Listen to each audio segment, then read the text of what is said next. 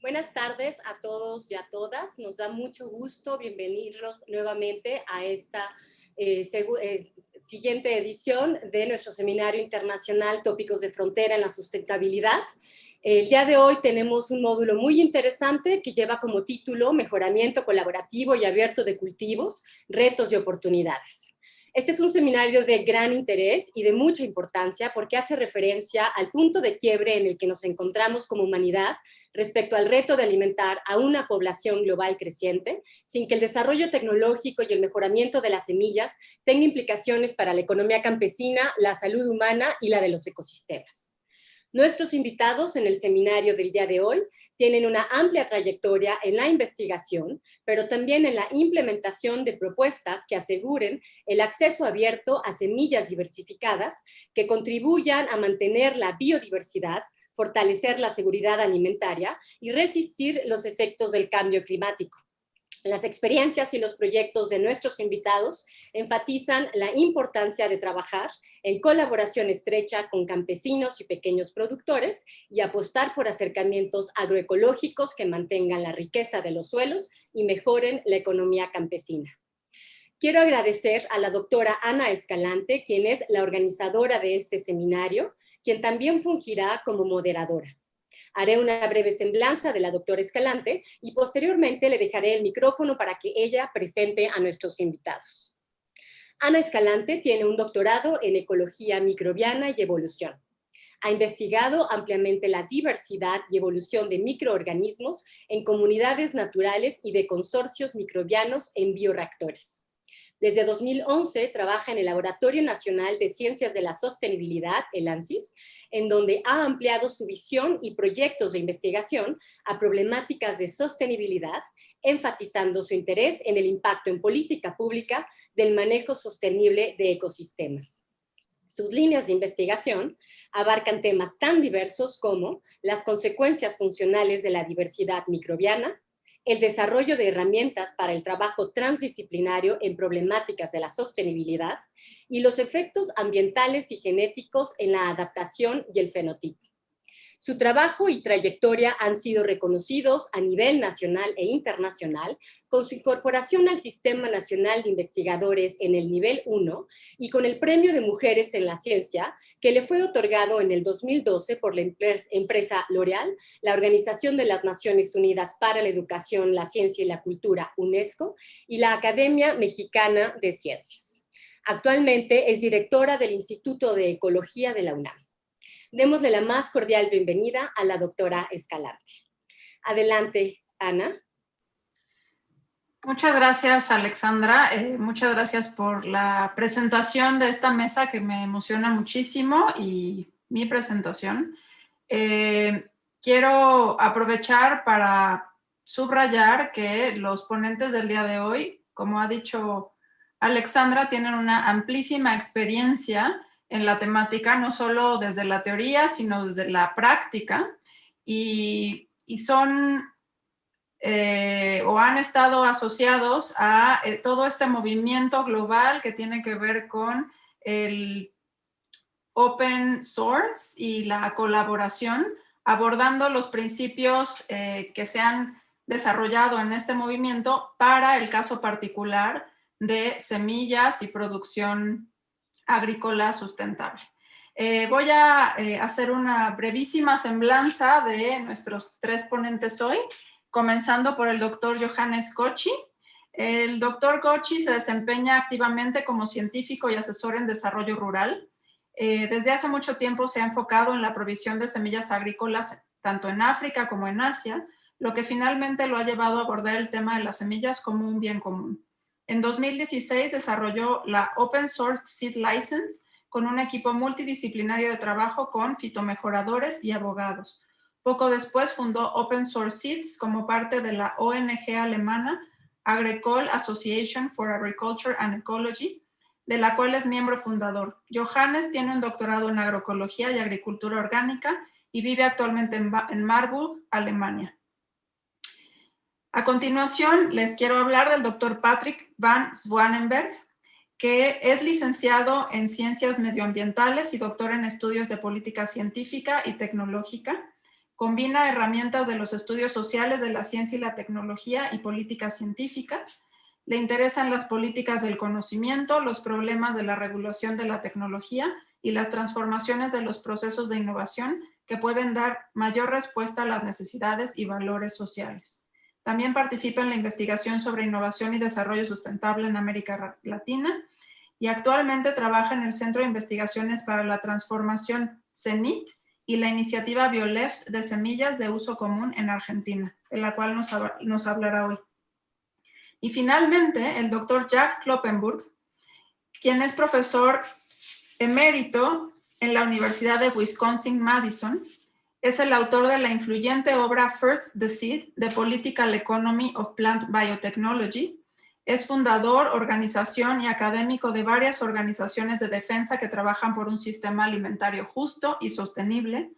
Actualmente es miembro de la Junta de Open Source Seed Initiative, OSI, una organización que utiliza enfoques copyleft para liberar la semilla del control corporativo y de las restricciones que limitan el fitomejoramiento.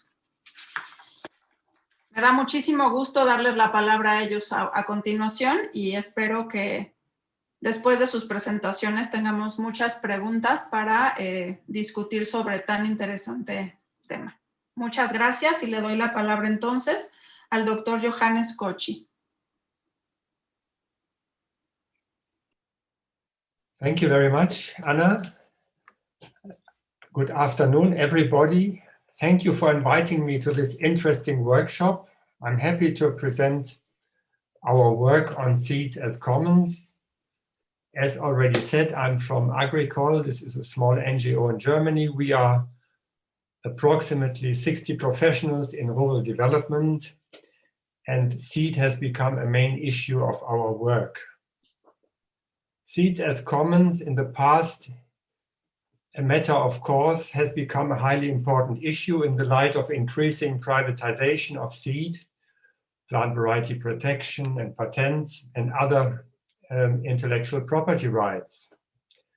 And seed commons, accessible for all, are not an end in itself, but conditional for maintaining agriculture, for creating biodiversity, and for adapting our agriculture to climate change. For a start, I would like to show a small video, less than 2 minutes, and then I would enter in my presentation.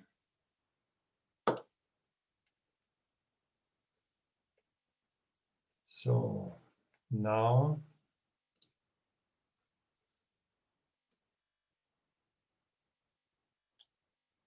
is this what I have to do? Bildschirm freigeben. Okay.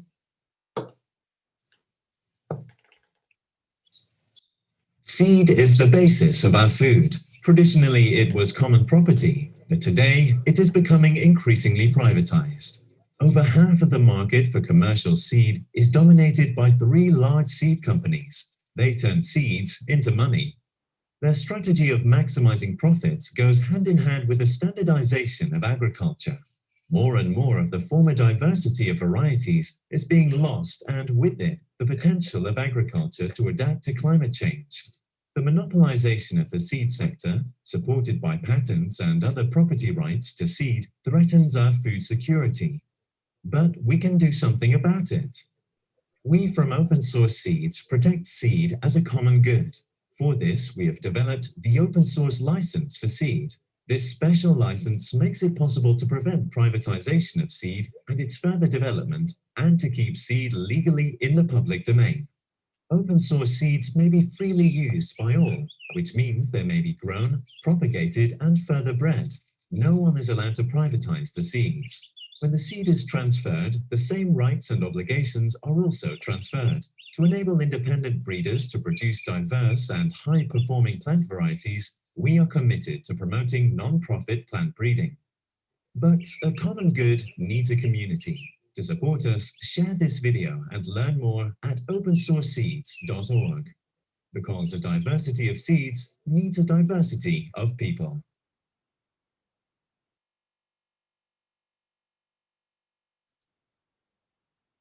Okay. Now I have to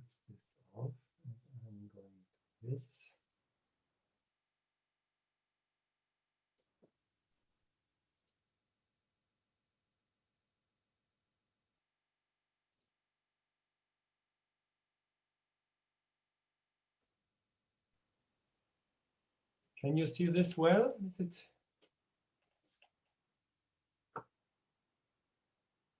The microphone is on. Okay.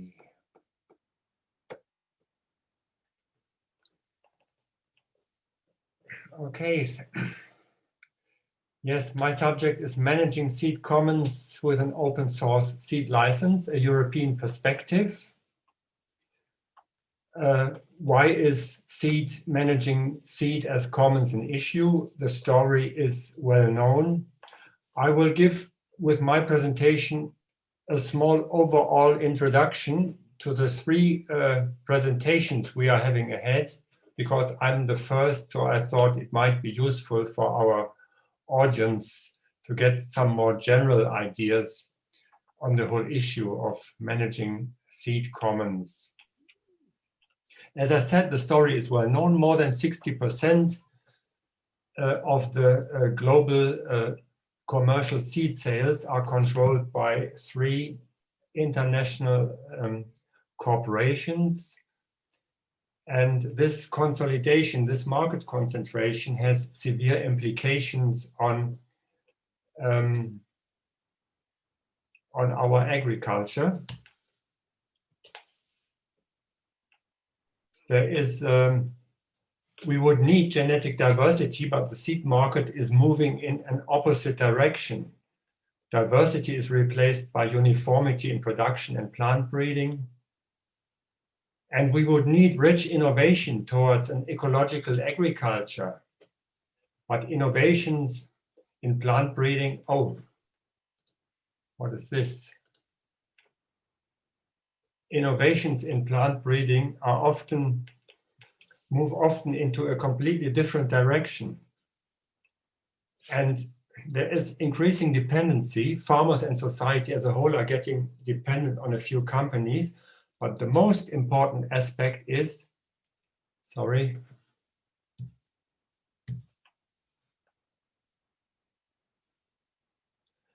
The most important aspect is that freely accessible germ plasma is getting short. Independent small and medium plant breeding enterprises are increasingly excluded from the market. And this concerns likewise farmers and farmer groups who do farmer-led plant breeding as part of their production cycle. And this imbalance of seed breeding is shown with this little graph. We could say the private sector is absorbing free seed like a vacuum cleaner. This may be gene banks, this may be seed savers, this may be breeding initiatives, small ones who don't use intellectual property rights. And this may be public breeding and research. All these sources contribute to the private sector, and there is very little flow back from the private sector to the commons-based sector. And this appropriation takes place through intellectual property rights like patents or plant variety protection, which constrains or blocks access to germ plasma for free breeders. Freely accessible plant genetic material for breeding is getting short. Therefore, our goal, and I think all of us has this goal, is to strengthen a commons-based seed sector as a second pillar and complementary to the mighty private seed sector.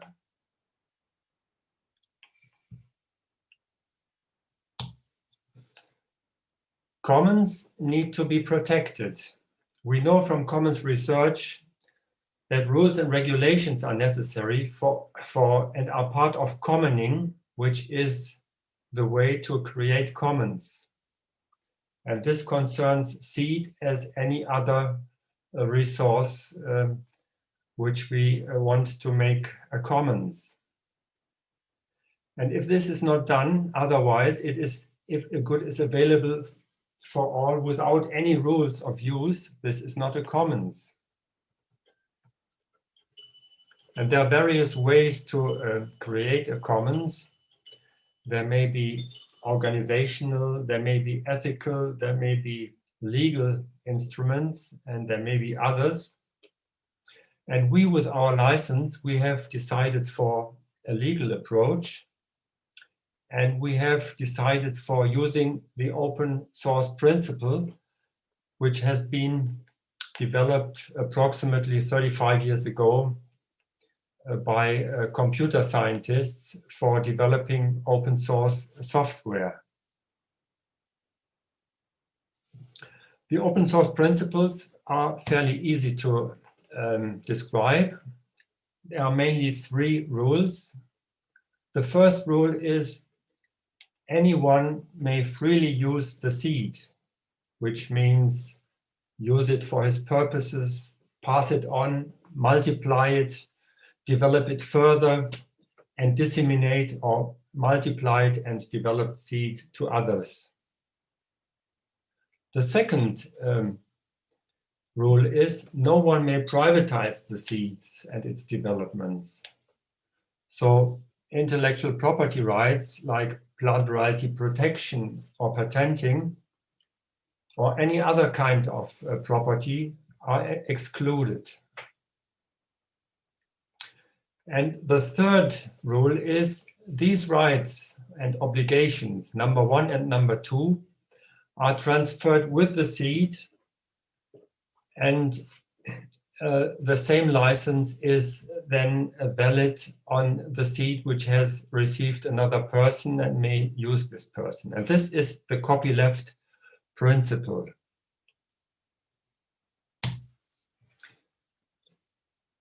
Which means the license is viral, not only the licensed seed, but all multiplications and further developments fall under the license. Once a commons, always a commons. Copyleft is radical, but it is considered necessary to really protect commons in a sustainable way. A breeder can therefore not use open source material for plant breeding that he wants to put under property rights. He can only run 2 lines, an open source line and an IPR line, but he cannot mix his material. And this is one of the criticisms which is put forward by opponents of open source.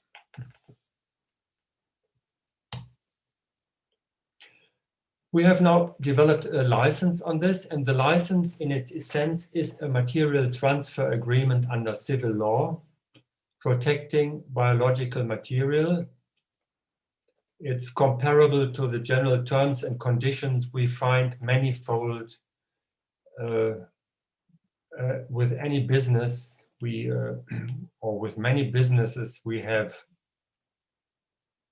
And of course, the recipient must be able to take note of the conditions of the material transfer agreement.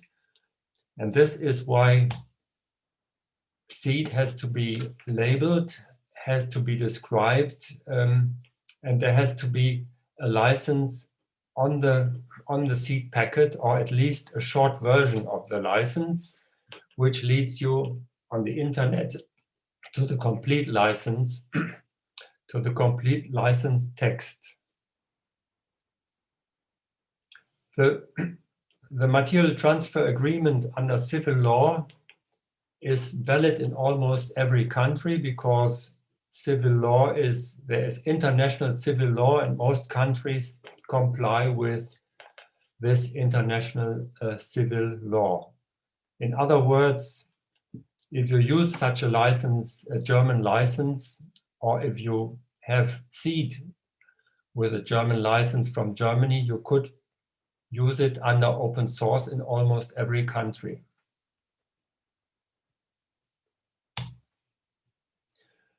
Our license has a speciality, and this is the control of copyleft,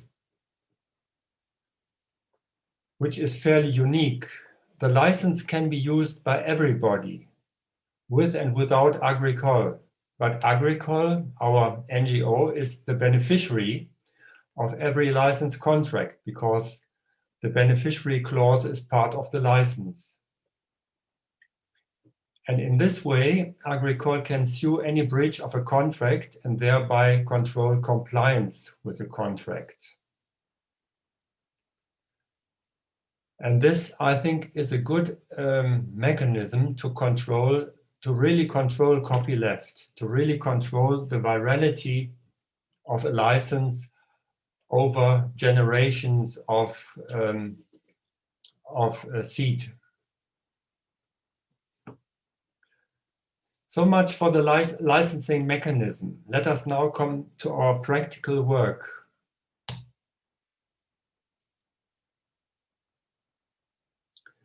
We started in 2012 to work on seeds as commons, and we published the license in 2016. As a next milestone, we launched the service provider open source seeds in 2017. And so far we are working with 5 plant breeders and have licensed 11 cultivars, varieties and populations. Several more open source varieties are in process of registration and will be launched soon.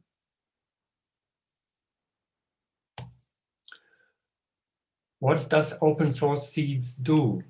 It advises breeders and seed producers in license use. It helps describing varieties, and it helps to surrender contracts. It manages open source licensed seeds in a database, and it stores seed samples. And a very important field of work in the past has been developing new business models for open source plant breeding, because plant breeders always told us, how do you finance your open source seeds if you don't have royalties from IPR? We do extensive public relations and awareness creation, and we do networking with like-minded initiatives, like the World Beekeepers Association, which has also developed an open source license for bees, like OSSI, from whom you will hear soon from their work, or like our newly created international network, the Global Coalition of Open Source Initiatives called GOSI. Let me elaborate on 2 aspects. One is the dialogue with breeders. There are many arguments. Breeders are very individual people, and this is a fascinating but also a dialogue which needs a lot of patience, and reaching acceptance of this new model takes time. But there are many positive, favorable arguments from the breeder side. Privatization is rejected by many breeders, so they are positive to the license. They recognize the need to build a pool of free germplasm. They want to protect varietal traits from appropriation, but also they assume a marketing advantage. And we have found several examples where we achieved good success in introducing open source varieties into the market and really gaining money with it. Breeders also favor to support decentralized plant breeding, and they value that the license creates political awareness. But they have also many concerns. Some say it limits the freedom to use the seeds. The license is not compatible with the commons ethos. It's a legal instrument. Can this be combined with the commons idea? Some are still fighting with the legal consequences. The idea that a license is viral endlessness without limits is some farmers, some breeders are scared about this. They also blame that it creates an asymmetry in seed exchange. They think if they take from the private sector germplasma, they are not allowed to transform it into an open source material, and they think it would undermine the private sector, and they call it an asymmetry. I would see it exactly the opposite round. I would think it's an asymmetry in favor of the private sector, but this is still, with some breeders, a fear which is raised. And then, of course, always the question comes, how can open source varieties be financed? This is, of course, a big issue. It's a big task to develop new business models, but financing plant breeding is always, or is increasingly, a problem for plant breeding in general. If I look at organic breeders, royalties from intellectual property rights at the maximum reach perhaps 18% of their plant breeding costs. But this is the best case.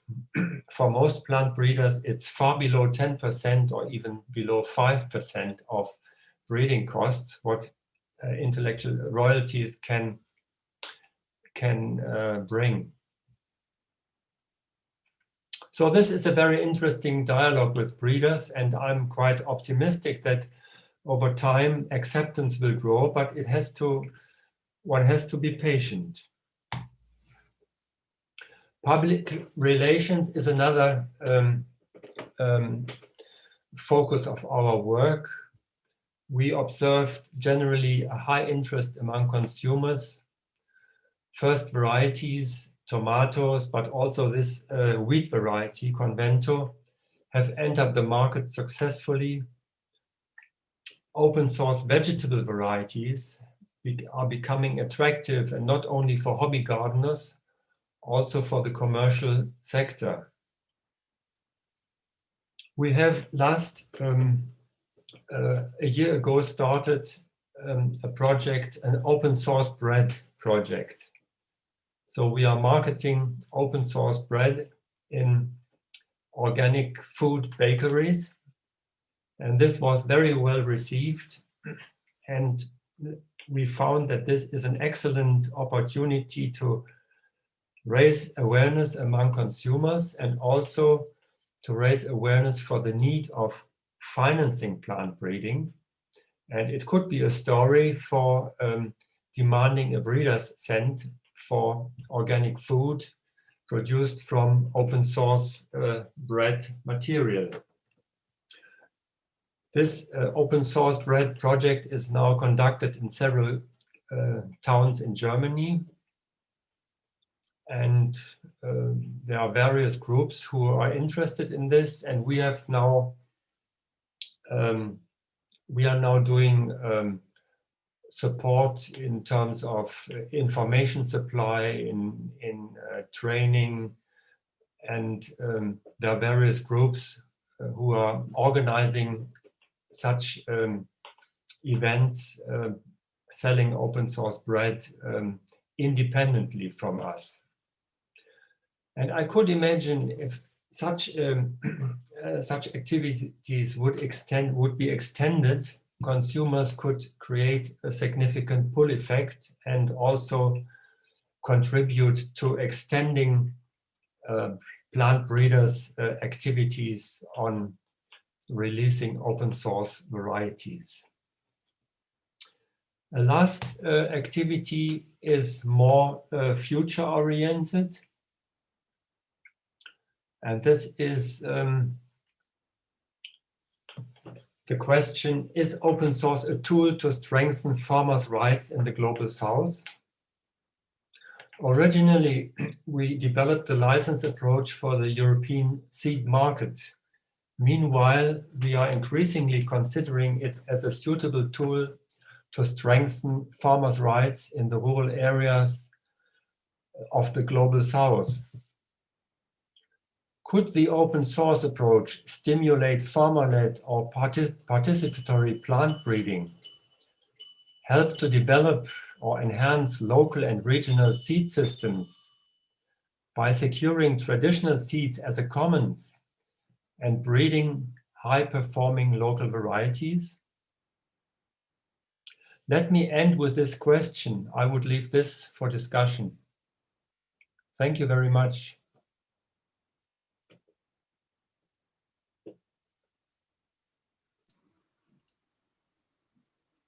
Thank you, Johannes. I think we're leaving the questions to the end. So we will proceed with the next presentation by Paddy. Okay. Paddy, the floor is yours. Thank you very much. Hi, everyone. Let me just try and share my screen. Here we go. Okay, there we go. Right. Thanks for the invitation.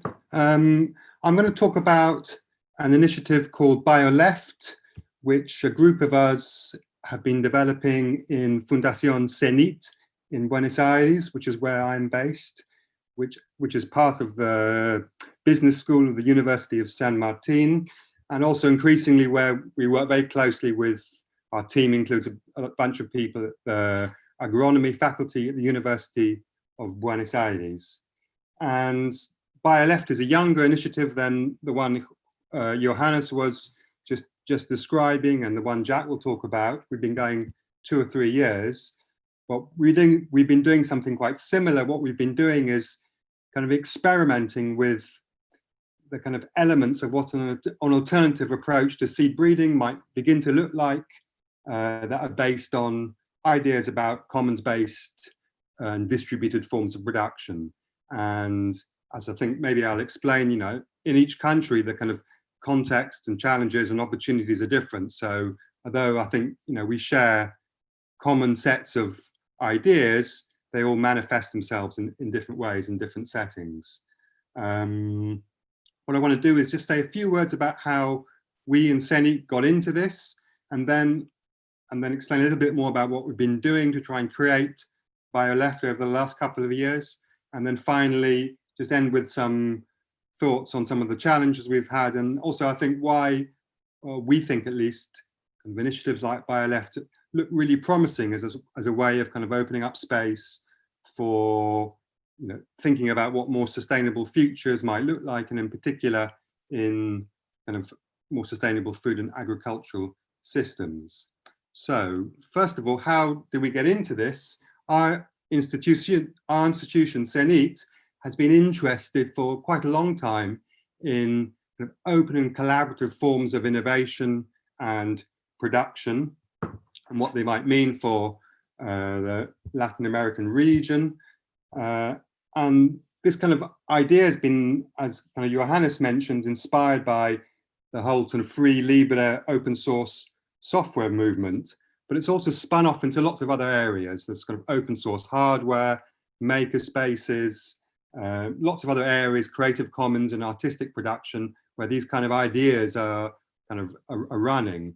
And you know, the core points really are that it's a form of production or innovation that's open, where knowledge is allowed to circulate and be used in an unhindered way without restrictions on its use, especially for developing further knowledge and innovation, because knowledge and innovation is almost always a cumulative thing.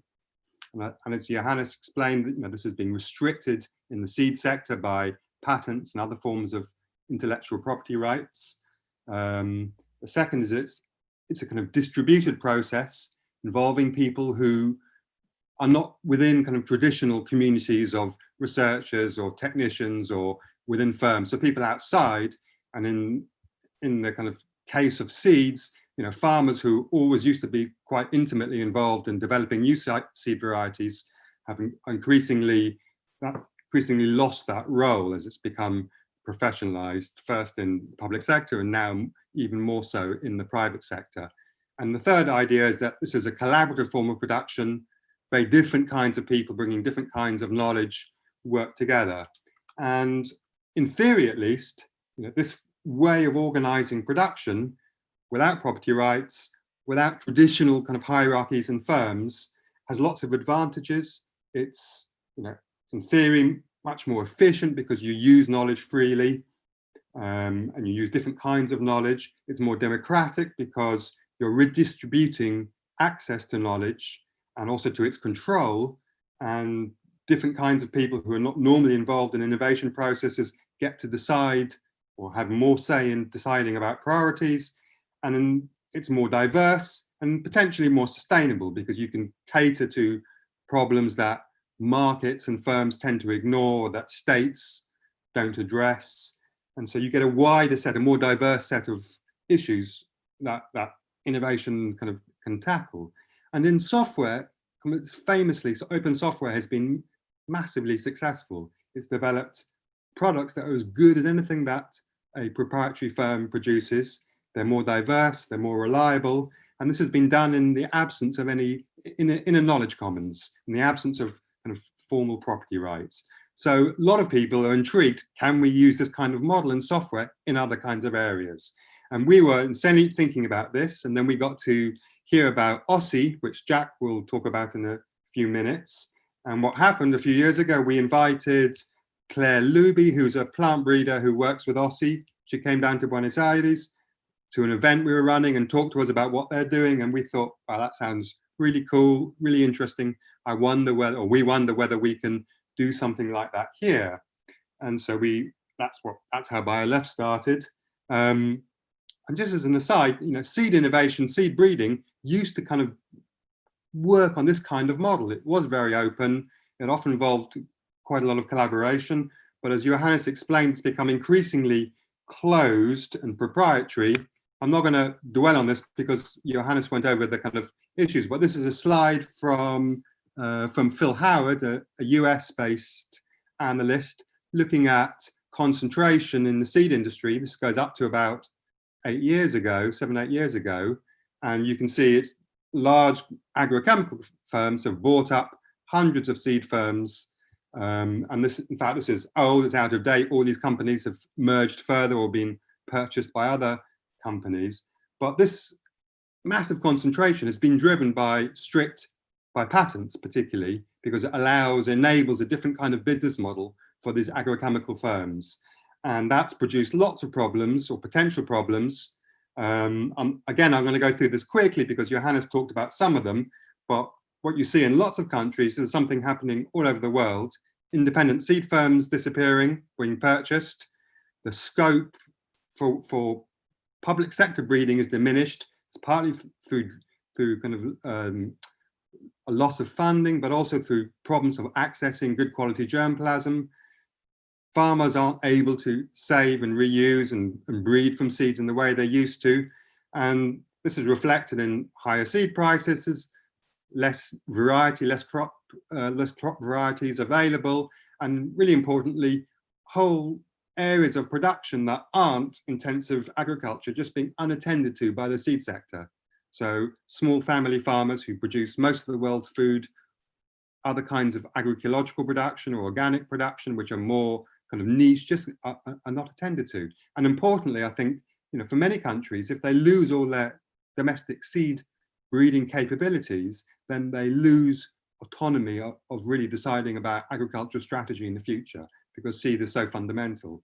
And so, you're basically, your only options are to do the kind of agriculture that Bayer and ChemChina are producing seeds for, which is only intensive, large-scale commercial agriculture.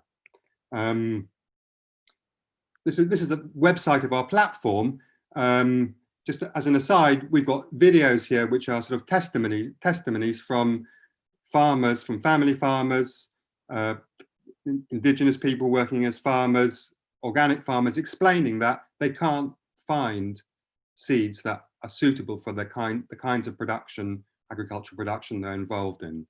This is how, at least in Spanish, we describe ourselves. It's a laboratory for research, co-design, and implementation of tools for the conservation, diffusion, and open and collaborative improvement of seeds. So we're kind of setting ourselves a fairly wide set of tasks, but the idea is that this is a way in which people can work together to try and experiment and see if these kind of things work. So let me just say a little bit about what we've been doing. Over the last couple of years, we've developed 3 things, which I'll say a little bit about. The first is a community of people to work on this. The second, an open source material transfer agreement, in the same way that Johannes explained, very similar to the one Johannes explained. And the third thing is a digital platform to register people who are exchanging or selling seeds and those transactions, but also we realized it could be used to support collaborative breeding. And so far, what we've been doing over the last year, we have about 20 open source seed varieties that breeders working with us have released.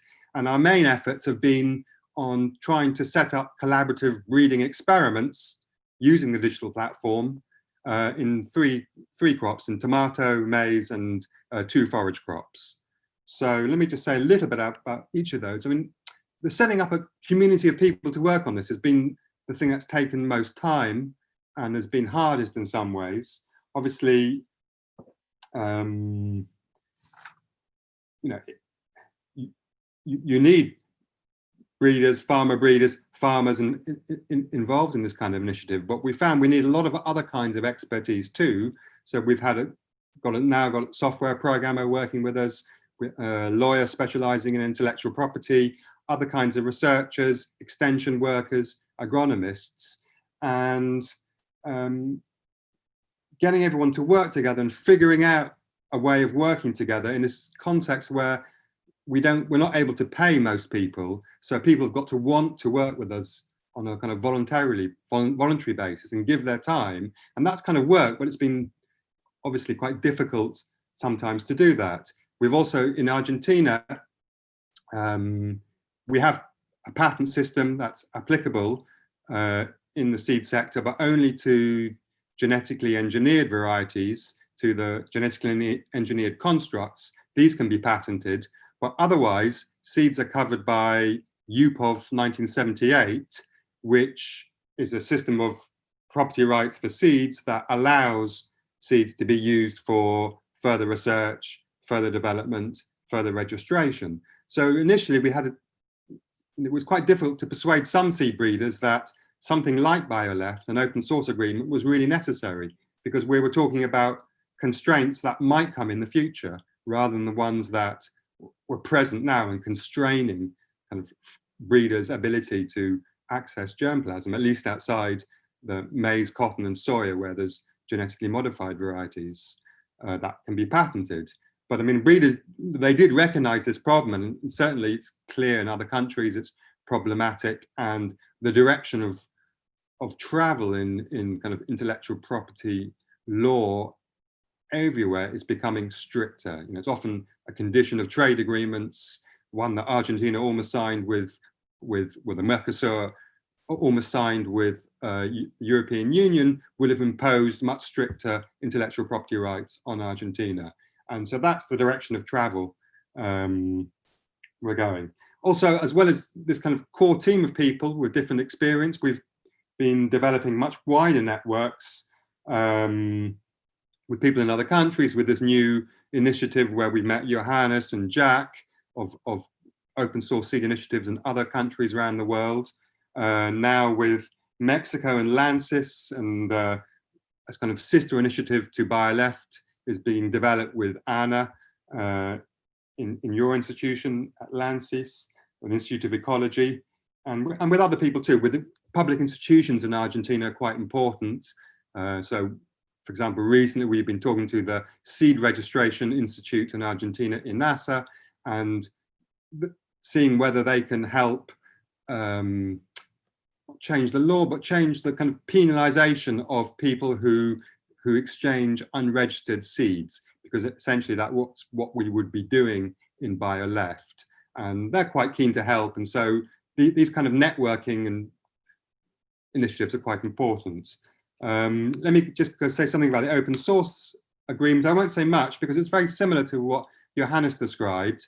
what we've developed is a clause that can be used within an existing material transfer agreement, or it can be used digitally too on our platform. It's copyleft, and this is the idea that, you know, if you receive a seed with a copyleft license that, say, lets you do anything you want with the seed, that's a condition of its further transfer. If you give that seed to anyone else, even if you breed from it and develop an improved or an adapted seed, it has to be released with the same license or conditions. And so the idea is you create this pool of germplasm that anyone can use as long as they always agree to share further down the line. So you can't privatize the seed. That's the point that Johannes made very clearly. In fact, we then have departed from this ideal a little bit.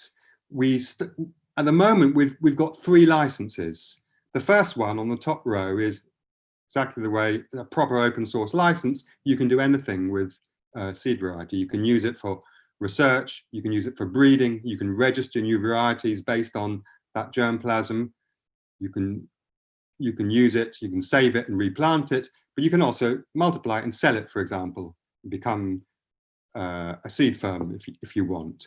But some of the seed breeders who we were trying to kind of enroll into our initiative wanted to have the option of exclusive multiplication rights, because they earn an income from, if public sector breeder develops a new seed variety and they give it to a seed company to commercialize, the seed company normally, apparently, is only interested if they have exclusive rights for commercialization. So we had some breeders saying, yes, we like this kind of Bioleft idea, but where we would like not to lose that option, because this is how we earn quite a lot of income that we need to keep our departments running. So for the moment, we've got these 3 licenses, and I'm not sure how that's going to get resolved.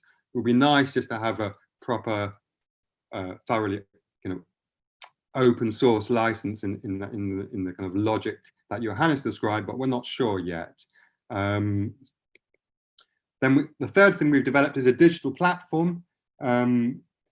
Initially, the idea there was that we would be able to sort of facilitate the diffusion of seeds by being able to identify people who had seeds, who wanted seeds, and the different types of seeds. And we could also register transactions so that they could be traced, and we could document particularly the use of unregistered seed varieties, which is important potentially in the future for avoiding kind of piracy of seeds. That's happened in other countries where seeds have been patented in third countries, and without being able to use it, but being able to show they're already in use, it can be difficult to guard against that.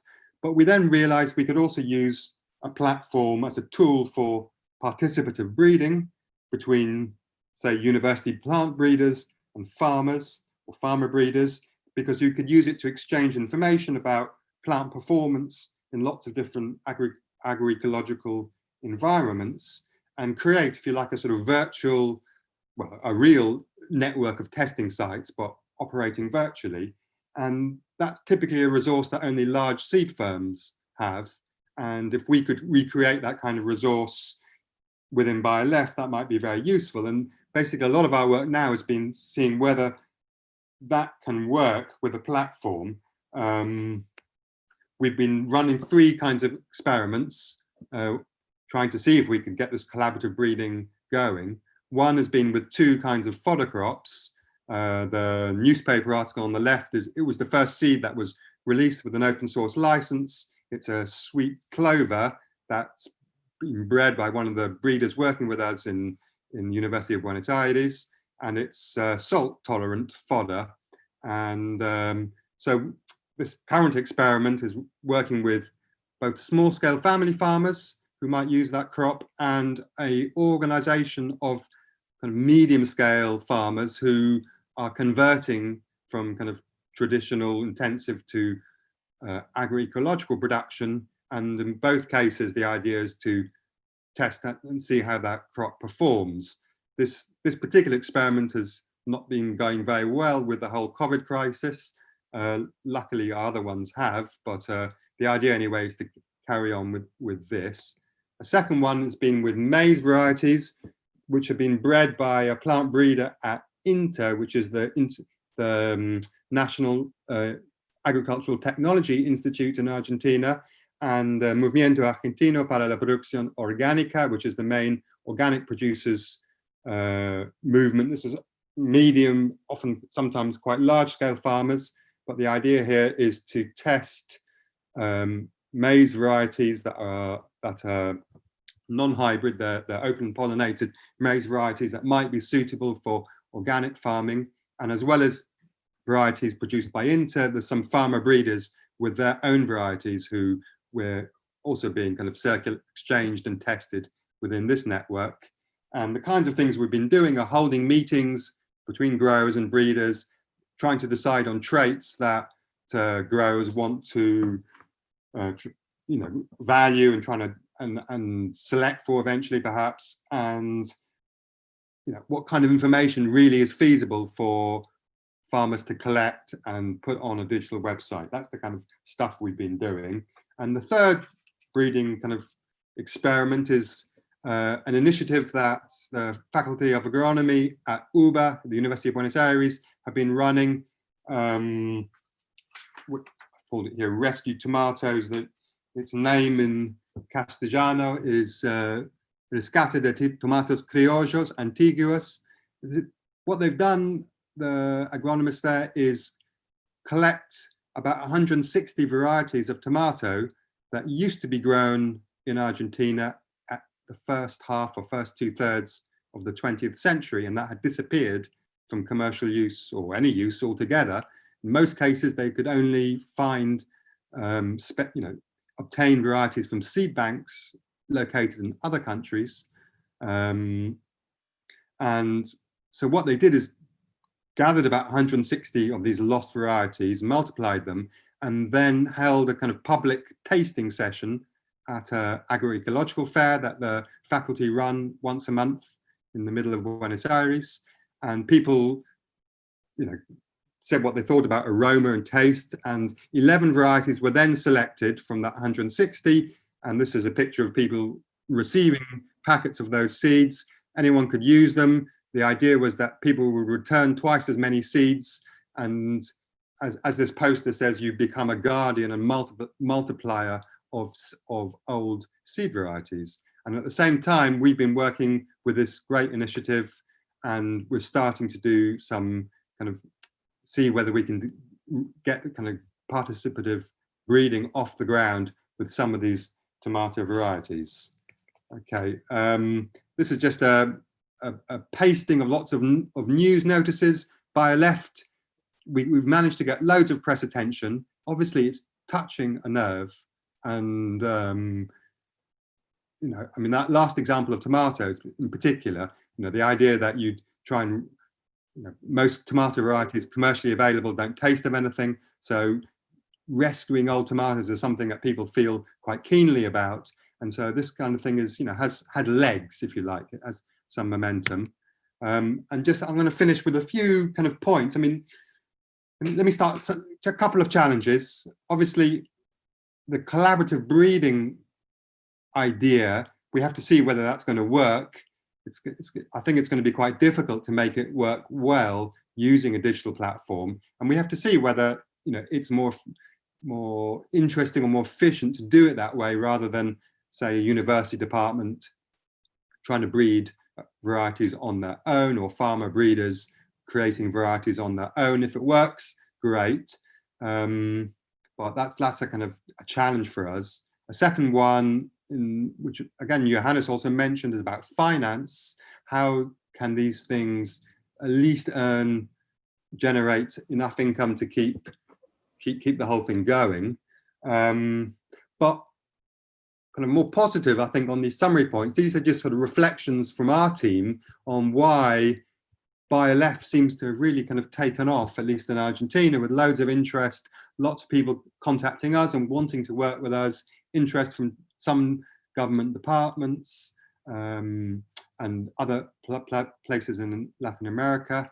And I think one reason is that it's what we've called a sort of enabling innovation, which by that we mean it's not just something that's a new way of doing things, but it also sort of enables other people to do new things. What Bioleft does is it's a sort of space where people who are already working in sort of more sustainable agriculture or trying to support family farming, they've got space and potential synergies to work together and pursue those kind of interests. And I think because it's quite symbolic, this idea of open source, as much as, you know, a license that works or doesn't work, that's beside the point in a way.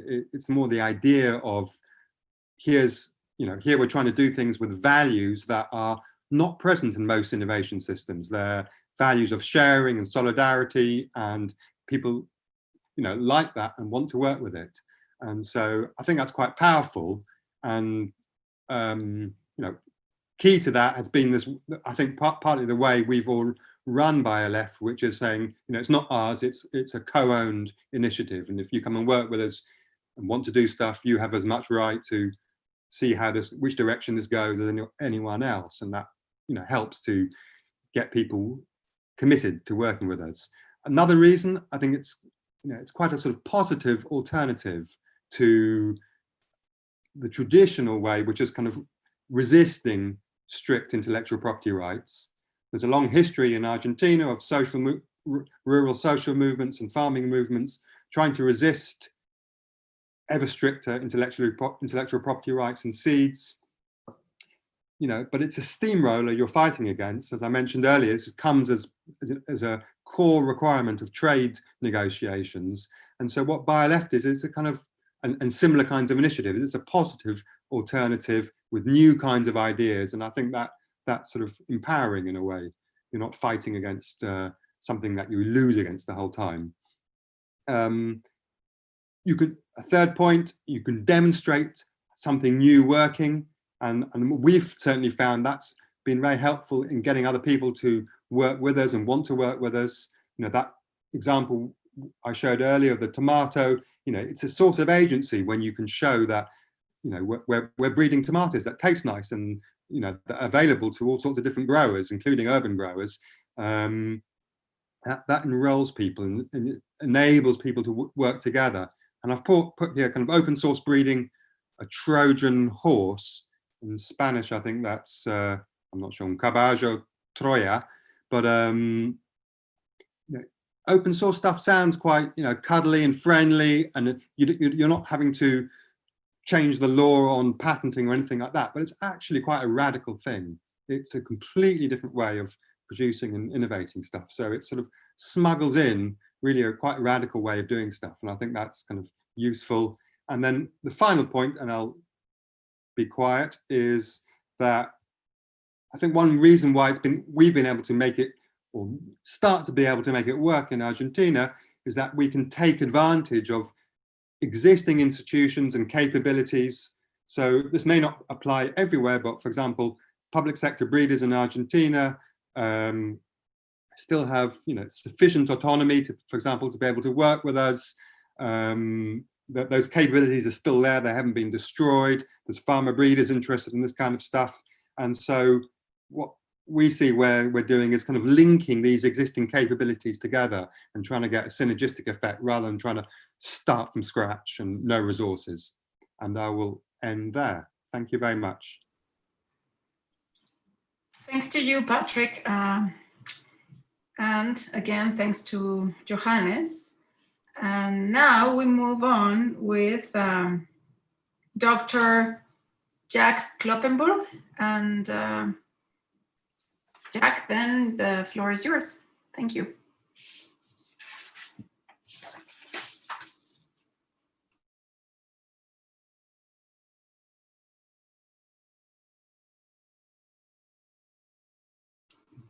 Unmute. You see my screen? We do. Cool. Good afternoon, friends and comrades. My name's Jack Kloppenburg, and I'm going to tell you something about the work that we're doing with an organization called OSSI, Open Source Seed Initiative. And I'm going to tell you about Semillas Liberadas y Productores Libres, or freed seed and free breeders. Try and make clear what I mean by that. I'm sorry that I can't talk to you in Spanish, I'm grateful to Alejandra Barzana for translating some of the words that you're going to be seeing. I'm a founder and a board member of this organization, Open Source Seed Initiative, calling it OSSI, as you'll hear from me. And what I want to do is 4 things in my talk. First, I want to tell you why I think that seeds need to be freed, from whom, and from what. Second, I want to tell you about how we at OSSI are going about the task of freeing seeds using an open source copyleft modality. I want to try and make clear then to you what I mean by freed seed. Third, I want to tell you about for whom we think we are freeing the seed at OSSI, and try to make clear to you what I mean by free breeders, productores libres. And finally, I want to talk fourth about the possibilities of open source in Mexico. So first, who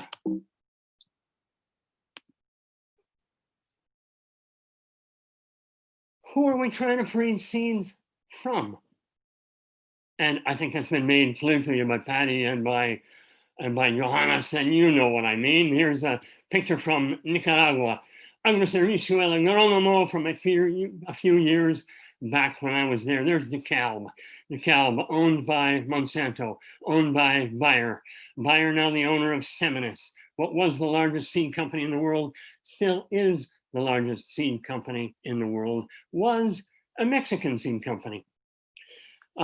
The concentration of economic power in the seed sector is a problem that is mutually reinforced by the privatization of seeds, which is to say intellectual property rights are the thing that most people think about, and embodied in GMOs. So all 3 of those things mutually reinforcing a concentration of economic power, scientific power, seed industry power.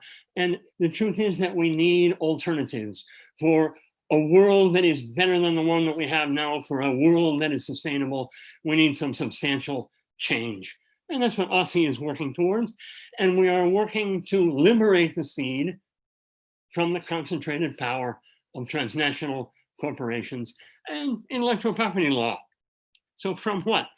Well, from what?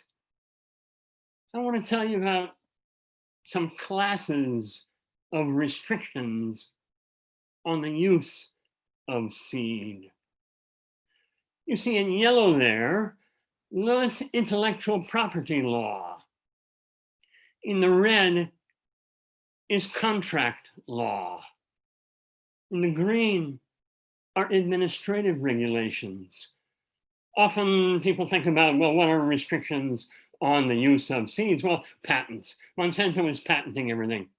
And patents are, of course, the poster child, the most important, the most restrictive form of intellectual property and restriction. Different from derechos de autor, different from plant breeders' rights, in the sense that with a patent, you can't do anything with the seed at all. But in fact, for many farmers, it is really that area in the red, contract law, that may be most important. And for campesinos and peasants in the global south, in fact, it's that green area.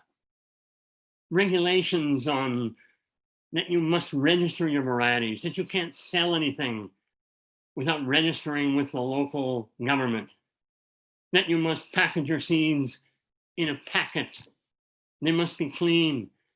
But what I think you need to understand is that restrictions on the use and exchange and breeding and sharing and selling of seed for everyone around the world, all farmers and all breeders right now, is a wide set of classes of multiple and overlapping restrictions. And that these restrictions are being pushed everywhere, as Patty was saying, by international organizations, powerful governments such as that in the United States and Germany, foundations like the Gates Foundation, powerful foundations, a whole range of interests in bilateral and transnational agreements. Mexico right now is being pushed within the USMCA, the United States, Canada, Mexico Free Trade Agreement to accept UPOV 91, which is one more extension and intensification and elaboration of increasingly restrictive rules and regulations. Seed laws criminalizing farmers. In the ARIPO, the Intellectual Property Organization of Africa, Africa Regional Intellectual Property Organization, new regulations of many of these types are being introduced in Asia and Africa, seed laws that actually criminalize farmers. Are there defenses against these things? Is there a countermeasure? Certainly there are struggles all over the world. And indeed, there is the CBD, the Convention on Biodiversity. There is the International Treaty on Plant Genetic Resources for Agriculture. These are inadequate protections. These are bending reeds against what Patty has just called the steamroller of neoliberal advance. In Mexico, in the Sierra Mije, you see that very interesting corn there, nitrogen-fixing corn in the Sierra Mije in Oaxaca, and you say, dos universidades públicas de EU y una transnación piratean maíz oaxaqueño. They could only do that under the Nagoya Protocol, which is the arrangement legally binding under the Convention on Biodiversity, which alleges to provide a legal and administrative framework for access and benefit sharing that would protect Mexico and its indigenous communities from biopiracy. In this case, the Mexican state completely failed in its responsibilities under Nagoya and under the CBD, and allowed what I think is indeed a bright case of biopiracy for germplasm that is indeed very interesting and potentially exceedingly valuable. These international agreements, for the most part, aren't protecting or working. Now, Patty and Johannes and I have all talked about the multiple and overlapping restrictions on use, exchange, breeding, selling, saving, sharing, gifting of seeds. Globally, in all countries, though it's uneven, precisely which walls or fences are erected. But please understand that these walls or fences are being erected everywhere and are part of a project which already is 100 years old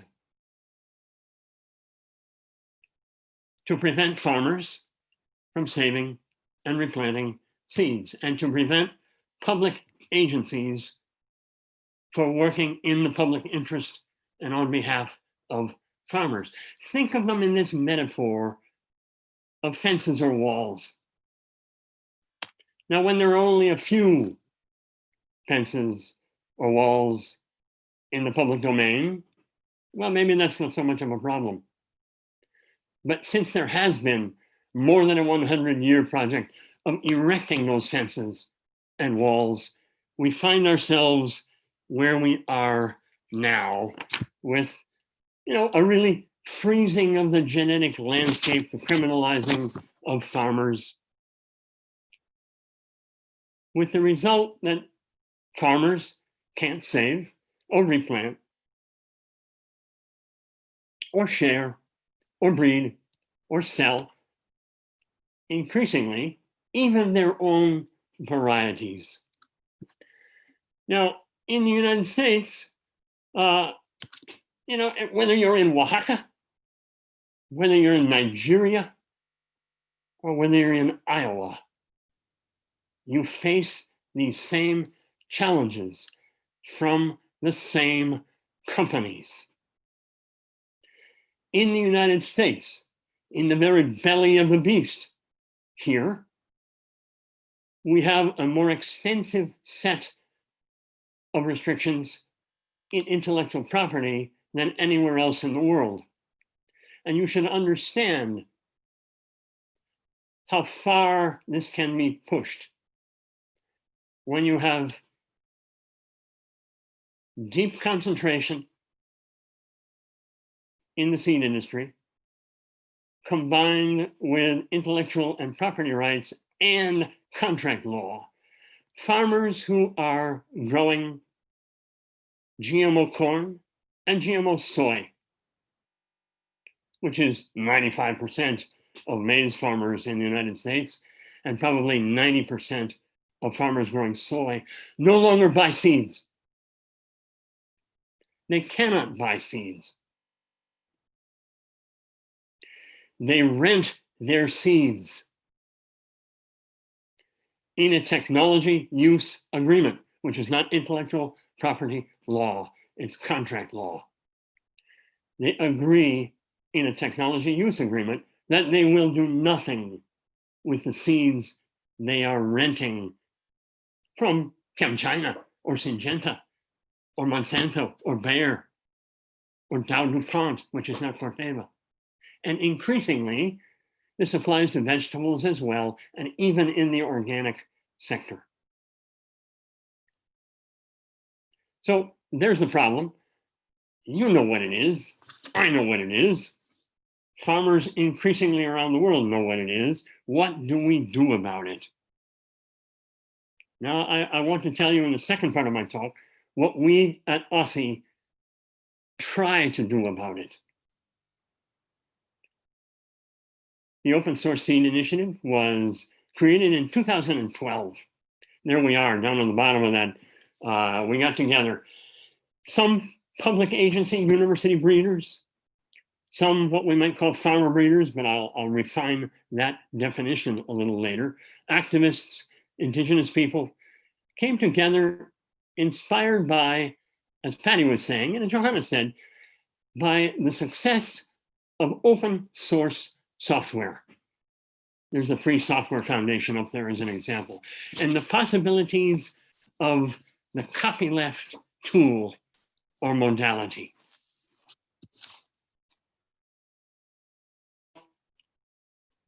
Copyleft, or even, well, open source means a lot of things.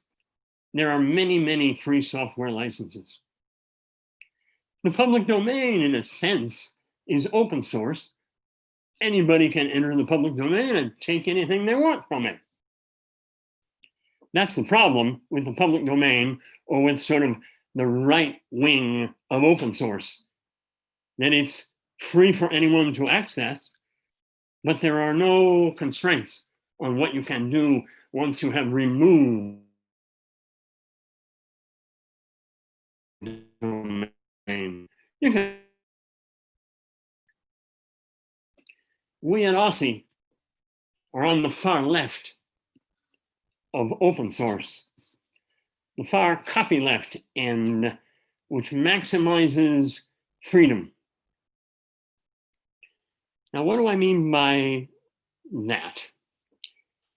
We thought about using a license for various reasons that I won't go into immediately. We decided not to use a license, the contract law, in the way that it's been used in Germany and in Argentina. We use a pledge. We went for simplicity and clarity and ease of use in order to free our seeds. This is our pledge, our promise. You have the freedom to use these OSCE pledged seeds in any way you choose. In return, you pledge not to restrict others' use of these seeds or their derivatives by patents or other means, and to include this pledge with any transfer of these seeds or their derivatives. We are all about freedom. You have the freedom to use these seeds. You have no restrictions when you receive these seeds, except one restriction. You may not restrict others' freedoms to use these seeds. So you transmit freedom to use. Semillas liberadas, pero no gratuitas. Not, in English it's tough. Free can mean freedom, or free means, no charge, gratuitous. These are liberated seeds, freed seeds, the verb, not the adjective. You pledge not to restrict others' use of these or their derivatives. That makes it viral. That creates an expanding pool of liberated seeds that are free for anyone to use if the recipient will agree to give those freedoms to others. Now, giving those freedoms to others is precisely what patents and all of those use restrictions are intended to do, with the effect that anyone who intends to use a patent on the OSCE seed or the derivatives can't use it.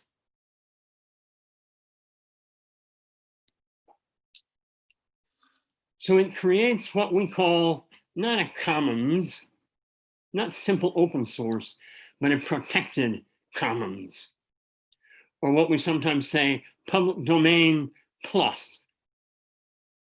As Johannes was saying, you keep it in the public domain. It won't go out of the public domain. So what we do,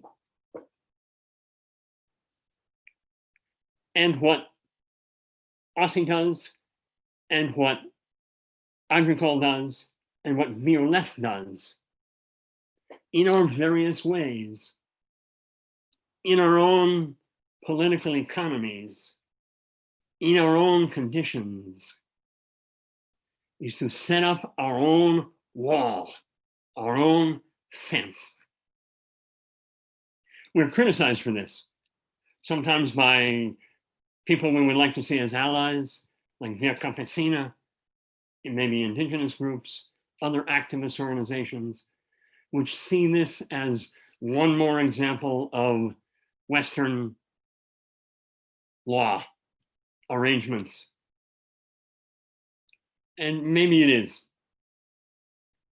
We use law to create a wall within which there can be no other walls. That's not necessarily an absolute, but pretty close. Muros prohibidos. Dentro de este muro. In here, we have liberated seeds.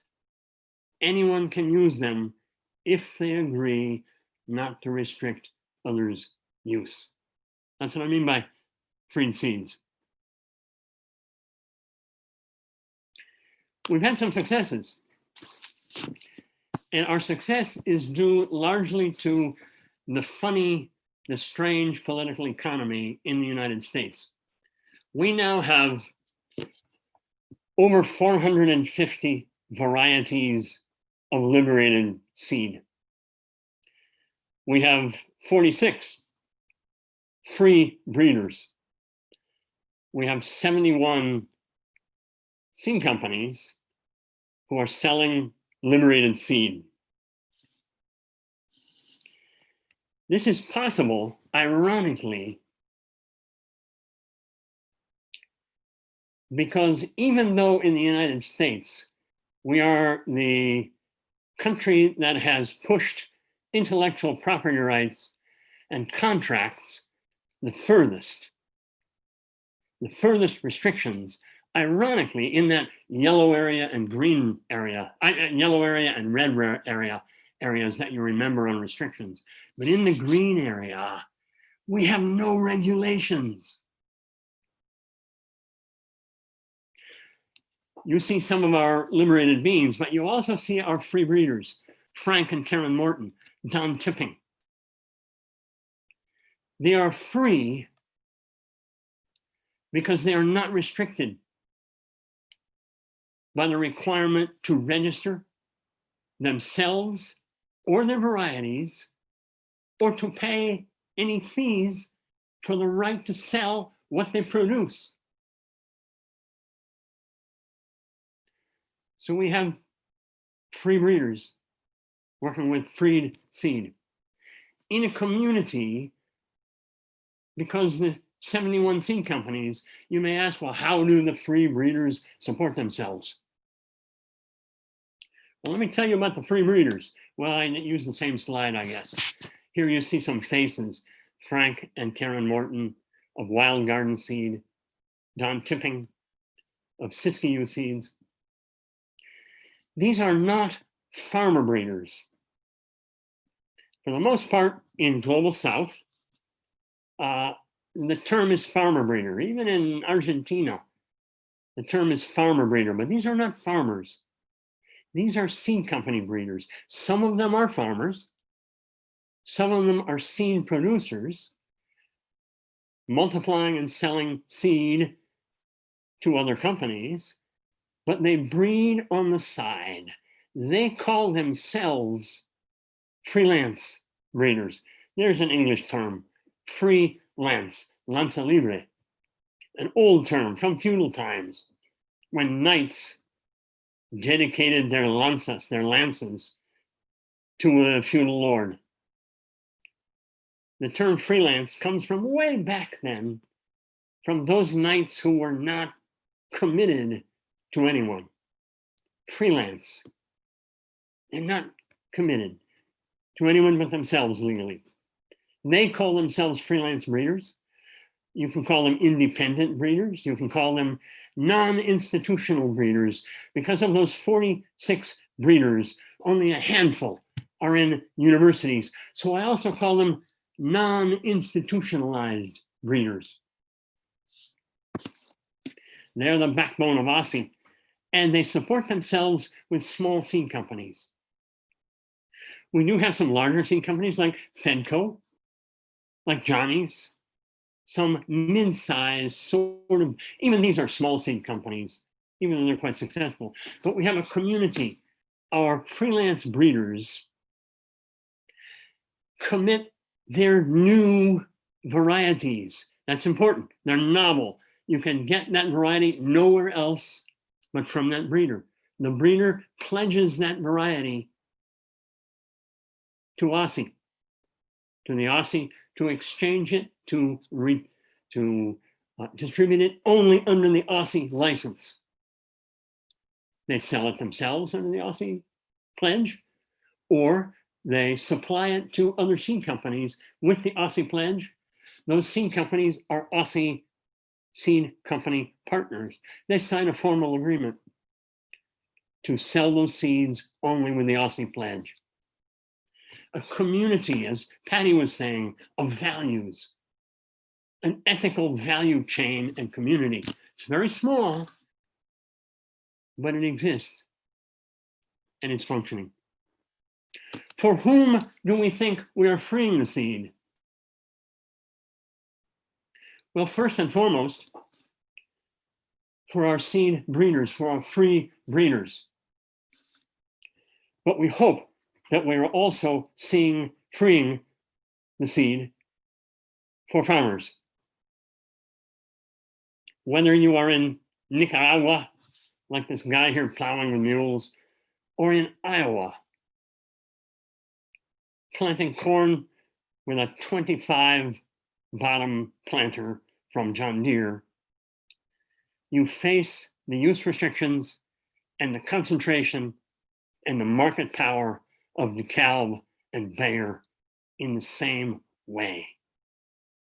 There's potential there for some interesting forms of solidarity.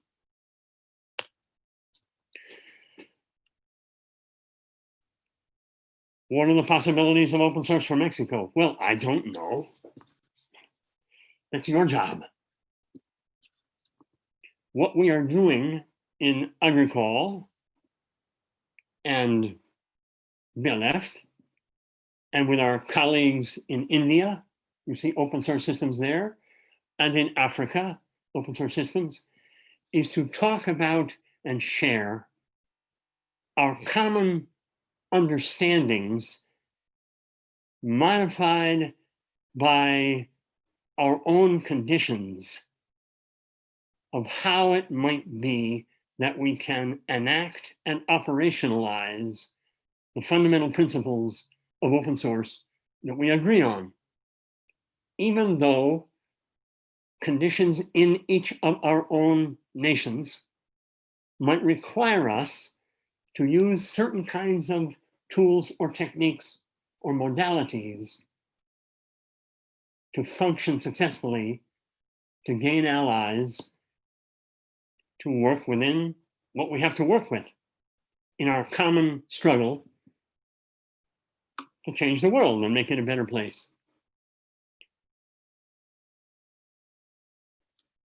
If nothing else, and here I think Patty said some really important things, that open source, however it is expressed, is having something of a difficult time being understood by potential allies, both in the global north and the global south, who often are tied to old ways of confronting the neoliberal project and find it difficult to imagine some alternatives. And even if we don't succeed at OSSI, even if we don't grow more, even if in 10 years we don't exist, for the moment, even if our pledge isn't held to be legally binding, what we are doing is changing the narrative that is so powerful, that has grasped a firm hold on the minds and the worldviews of too many people through their economic power, their seminus and their advertisement, why we patent seeds. With their economic power, they of course have not only scientific power and political power, but discursive power to shape the way we see the world. And what Patty is saying is that we need to grasp these seemingly radical, hard to understand, but interesting alternatives that allow us to change the narrative to the degree that we can. Because till we change that narrative, I doubt that we are going to be changing the concrete structures of power that are holding you and I and the farmers in each of our countries in the places in which we find ourselves now. So the Open Source Seed Initiative, let's take back our seeds. Thank you for listening to me. Thank you so much, Jack. This was really like a motivational talk, so I appreciate it. And it's like, let's all think outside of the box, and that's exciting. I will proceed to read a few questions from the our audience today. And so far there are just 3 questions, and feel free to jump to answer. I will start with the first one, which is, what role can alternative consumer networks and social economy initiatives play in the construction of this open source seed framework?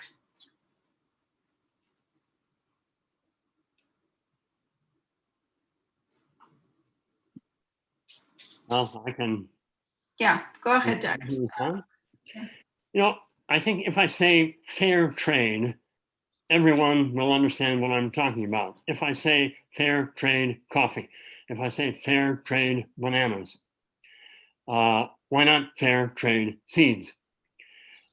Increasingly around, so there's an area for consumers to understand that, and the food movement around the world, slow food, good food, fair food, is also everywhere, and consumers are responding everywhere from Italy and slow food to, I'm sure, in Mexico as well, good food, clean food, etc.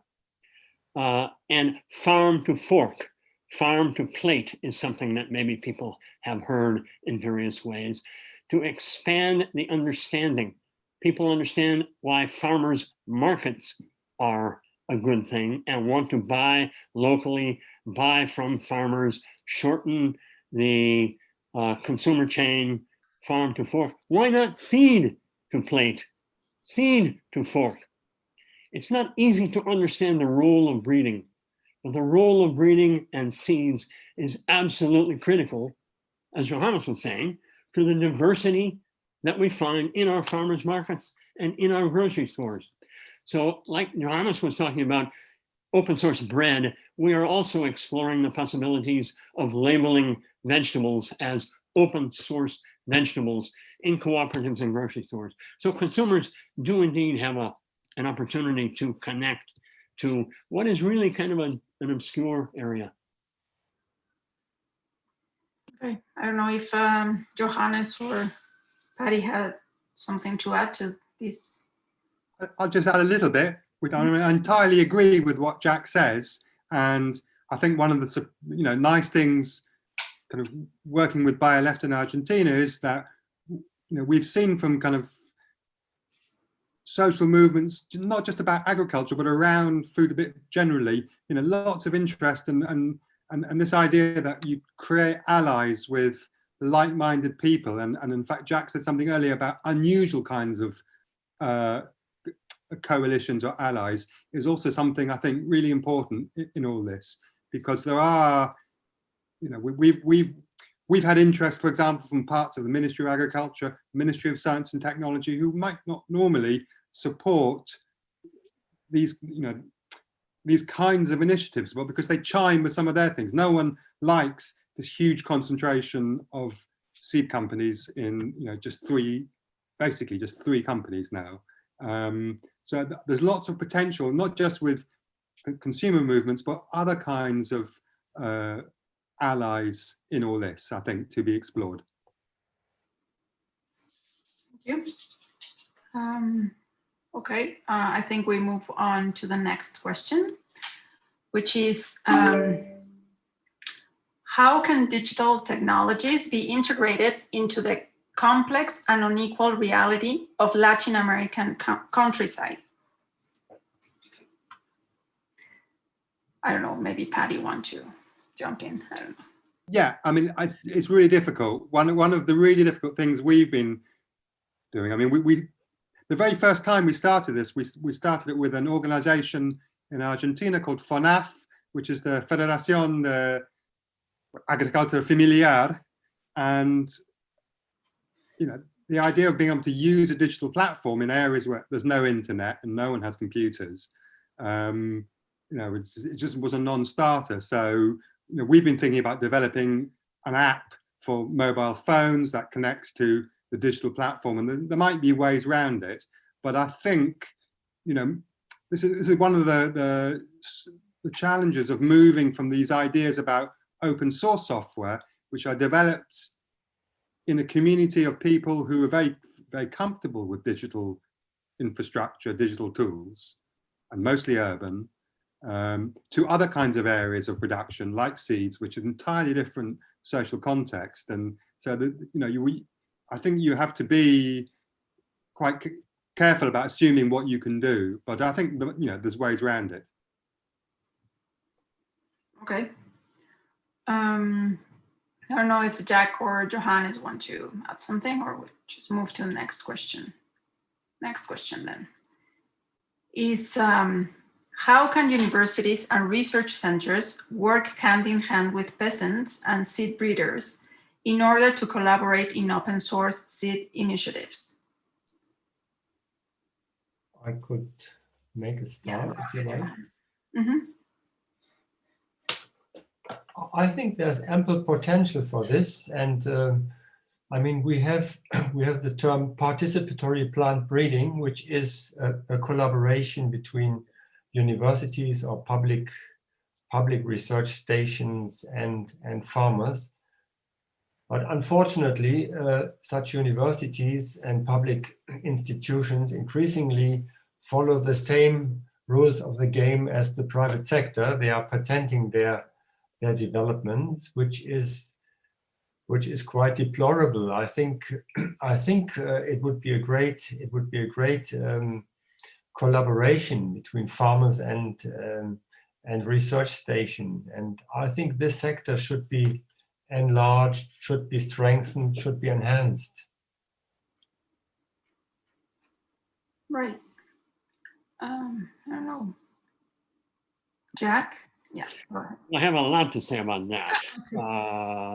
You know, for a long time, the public institutions, agricultural universities especially, were devoted to breeding for the public interest and for farmers, and even were supplying seeds to farmers and cooperatives.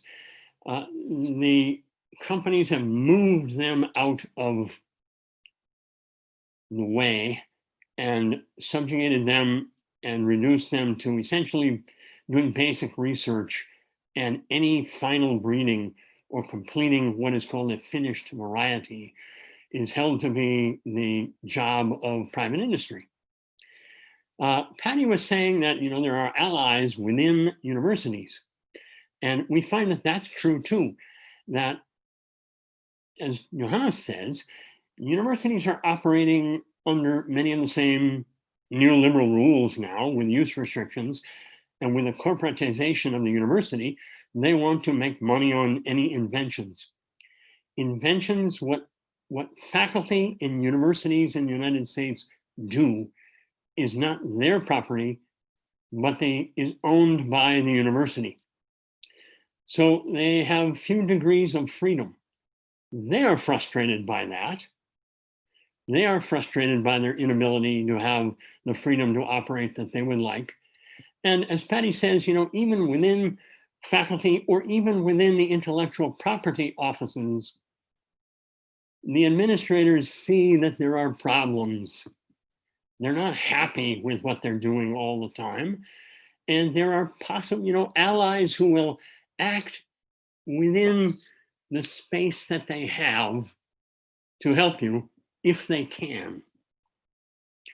We are not giving up on our universities. I will say that for the most part in the United States, they are captured, but that there are people of goodwill on the faculty and elsewhere, and we are trying to use the university as we can now. For example, one of our founders is a guy named, is at the University of Minnesota. He's on the faculty of horticulture. He is working to develop a gene bank on university property that could be used for storage of open source pledged seeds, or even seeds that are no longer wanted.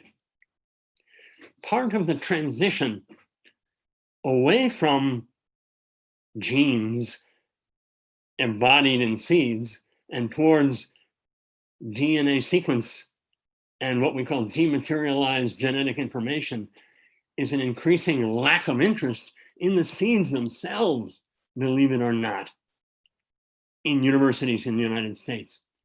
So breeders who have worked all their lives and are ready to retire and are not going to be replaced with a breeder, but by a gene jockey, have collections of seeds that are just going to be thrown in the trash. They are interested in maybe donating their seeds to Aussie, maybe not as an open source deal, but in a place where we could, as people all over the world are doing, our own version in the global north, in the United States, of a community seed bank. So there are entities within spaces everywhere that we need to be attuned to find, as Patty says, allies in places you wouldn't normally look.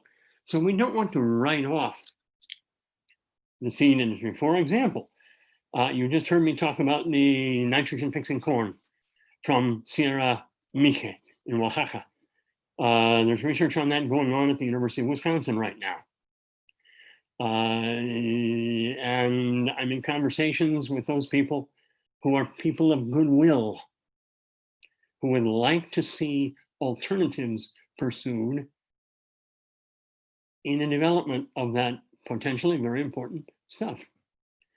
And so it's tempting. At the same time, I have to say that those poor people in the universities are subject to all of those restrictions, and they are employees of the university and don't have the freedom to operate without the permission of university administrators. But they are critically important. Internationally, the same process is underway. The International Green Revolution Centers, you probably know more about that at UNAM or what's going on in Mexico than I do, but I'm sure you and all your universities, whoever is listening, are seeing the same processes underway. That's CIMMYT in Mexico, part of the Green Revolution, centers in the International Centers for Global Agricultural Research are all being reduced, subjugated, as they struggle to maintain some kind of stance towards helping the poor or poor farmers, and are having themselves a very difficult time as the funding shifts towards the Gates Foundation and other private foundations, no longer even necessarily from governments, but from foundations who see the Microsoft view of the world and a rational market as the way in which to organize research. Thank you, Jack. Okay, we have 2 more questions. Next one is, how do the Open Source Seed and International Union for the Protection of New Varieties of Plants, UPOV, frameworks integrate?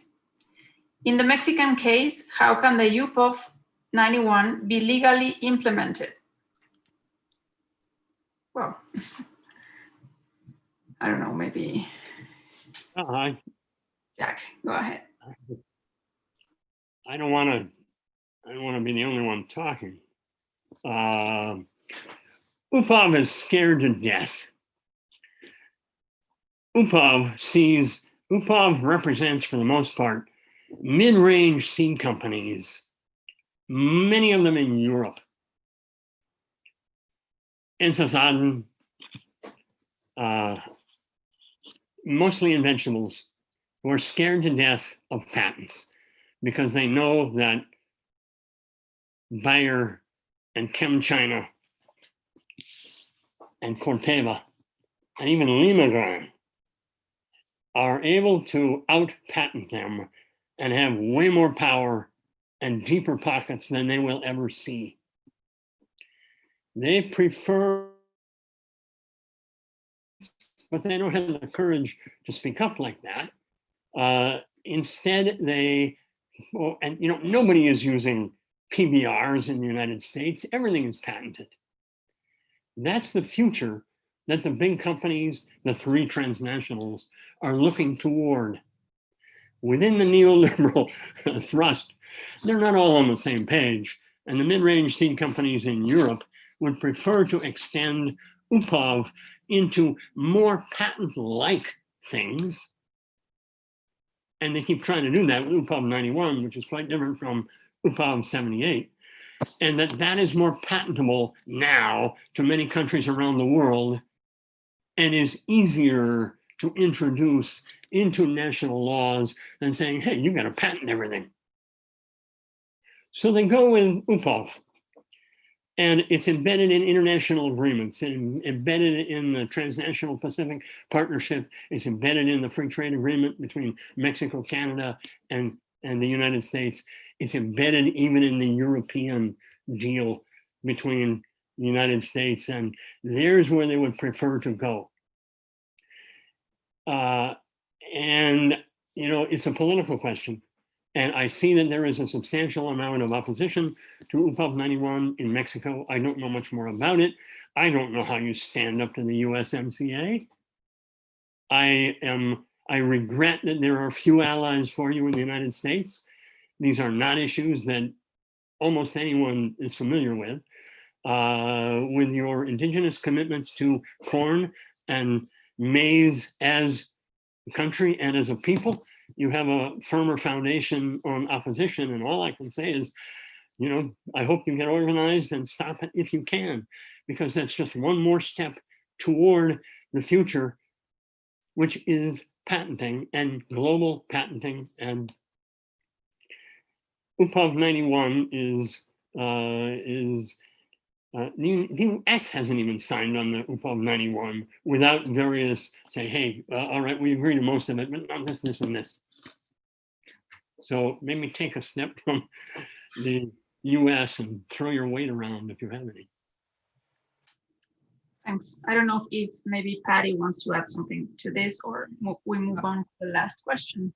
I'll just add quickly, I mean, as far as I know, from the lawyer we work with here, if the question is about whether UPOV 78 or 91 is compatible with an open source license or material transfer agreement, I think the two can run concurrently. And you know, it's not that if a seed is already protected under UPOV, you can't have an open source agreement. I think you can. And I think, for example, at least in the national law here, the material transfer agreement is compatible with a seed that is or isn't protected by other kinds of intellectual property law. So as far as I know, you can just step aside from, you don't, it's not a problem that seeds might already be, someone might want to protect a seed variety by UPOV or its the germplasm that you breed from is protected by UPOV. I don't think that's a problem. Yeah. Thanks. I would agree on this. I think you cannot answer it in general. It depends on the specific situation of each country. And we have studied it in African countries, and there are quite a number of countries where there's no problem in introducing an open source seed arrangement. But this would concern not the registered varieties, which are registered according to UPOV. This would concern the local varieties. And there are quite a number of countries where these local varieties are treated differently. Non-registered cultivars, locally described, and they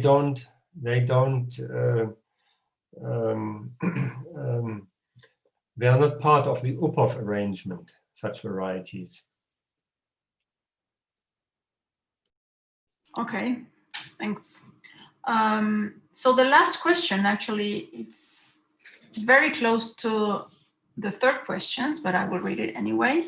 How have universities reacted to the idea of collaborating with the construction of an open seed pool?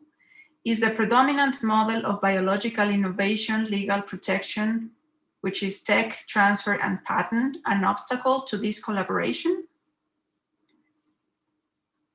I don't know, maybe Jack wants to say something because he answered the third question. I don't know, or maybe Patty or. Yes, surely there are obstacles, but again, you know, the ideology of our agricultural universities in the United States was public service, and for the most part, most faculty members are not themselves interested in getting rich, and would like to connect to us if they can. And not most of them, but some of them. And what I will say again is that we are pleased to reach out to and work with them. And we do have several examples in which the intellectual property offices of our universities have allowed material to be released in ownership to those faculty members so that they can make their own arrangements. Often for material that is not apparently valuable for a commercializable variety. And we have several of those, but what is even more interesting is breeding populations that have not been, are not close, are quite diverse and are not of specific interest for commercial purposes within the short term. And we find that those collections, breeding lines, are more likely to be released by the university, which is maybe even better in a lot of ways than finished varieties, because who we are serving is our freelance breeders. And what they need are populations of diverse material that is not distinct, uniform, and stable, out of which they can freely select and breed. So there are, again, openings within almost any, institution that one can identify and try to exploit for different purposes. I would confirm this, what Jack says. I mean, we have just received a wheat population from a university, and they wanted to have it secured. They want to have it under an open source license. And we in Europe have this small sector of organic plant breeding. And organic plant breeding is also entering universities. So there is, and there you have this heterogenic material. It's not varieties which can be registered. It's populations, and such populations, they would be available and they would be open for such an, and the people who are breeding such populations are open to this idea. If I just add something too, I mean, I agree with what Jack said about there's openings everywhere and spaces everywhere. I'm not originally from Argentina. I've been here about 10 years, but over those 10 years, I see the university sector here probably a bit more anarchistic than in the United States, or certainly in the UK, and where people see themselves as part of civil society. And although they're subject to the same kind of pressure to, have an intellectual property office and try and generate income that way, and very little research funding, so looking to the corporate sector to keep a department going, people got into the breeding business to support farmers and support small farmers and want to do that. And we've had no problem finding people interested in working with Bioleft and that kind of initiative at all. Thank you. Next question is something that I might be particularly interested in hearing your answers to. It's, what would be the steps to follow to generate similar organizations in Mexico? Maybe Patty wants to start. Well, I know that with Bioleft, we've started to have some kind of sister initiative with ULOT and Lancis, but I've not been involved in it at all. And I have no idea what the plans are or how they've been going. So I can't really say anything about it, except that, we had a connection with you because we worked in the previous research project with Lakshmi and Mario from Lancis. And so that was, and I know from other Latin American universities and also some sort of rural social movements, there's interest in possibly doing something with Bioleft. I mean, it's a question of time really and lack of resources to get things off the ground. But I think maybe you can say something about that, Anna. Maybe I can, but maybe Jack or Johannes wants to say something before me.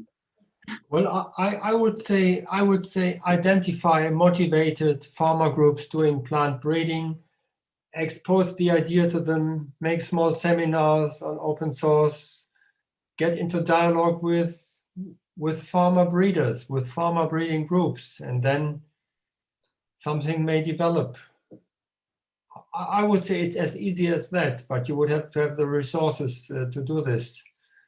And maybe not every farmer group is suited, but I'm sure this idea will create interest among farmers.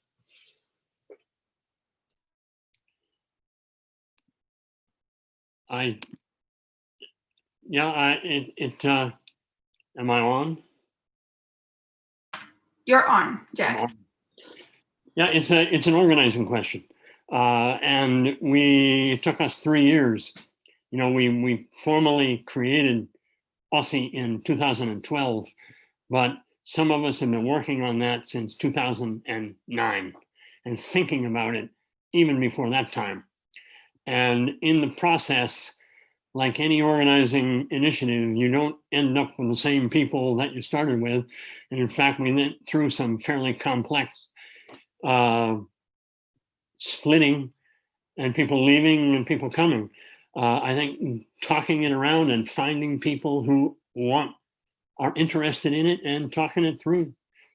It can start anywhere. And the idea, find who whether it's the university, outside independent breeders, find people who want to talk about it with you and are committed to getting it done.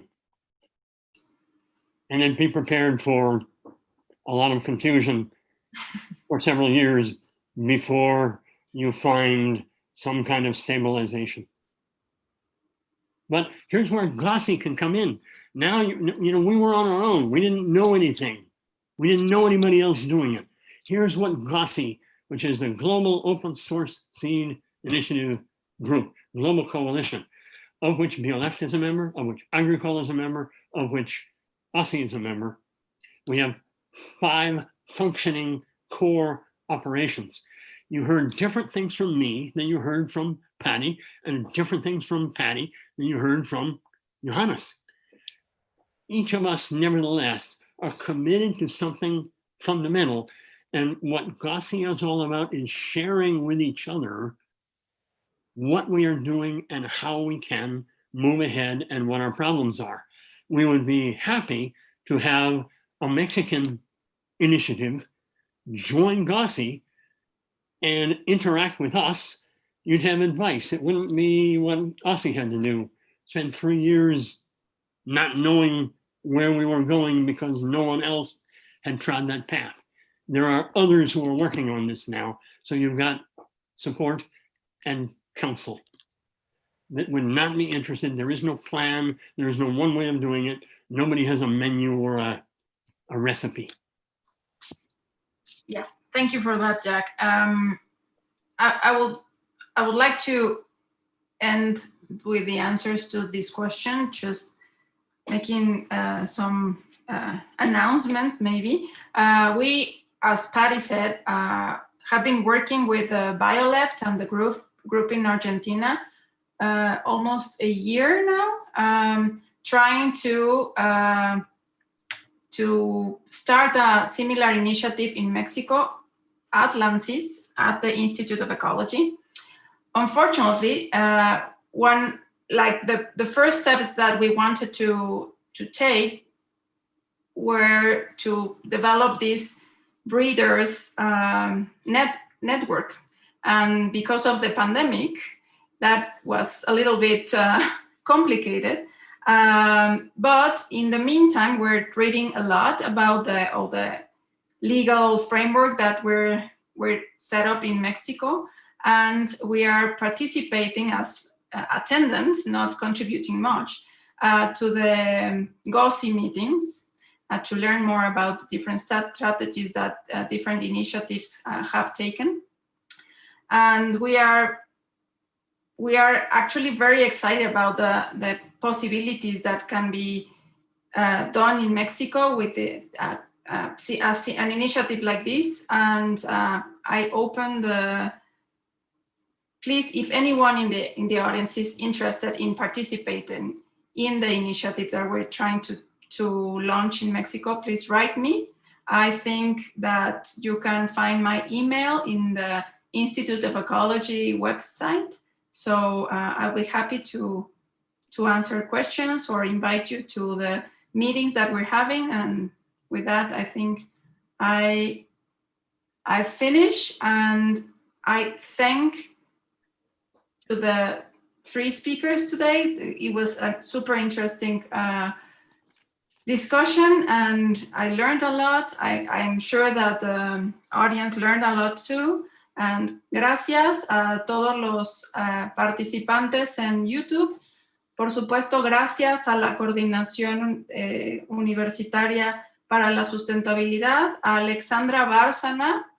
Muchísimas gracias por toda su ayuda en la organización de esto y que lograra ocurrir. Y pues con esto yo termino y le doy la palabra a Alexandra Aguilar si quiere hacer algún comentario final.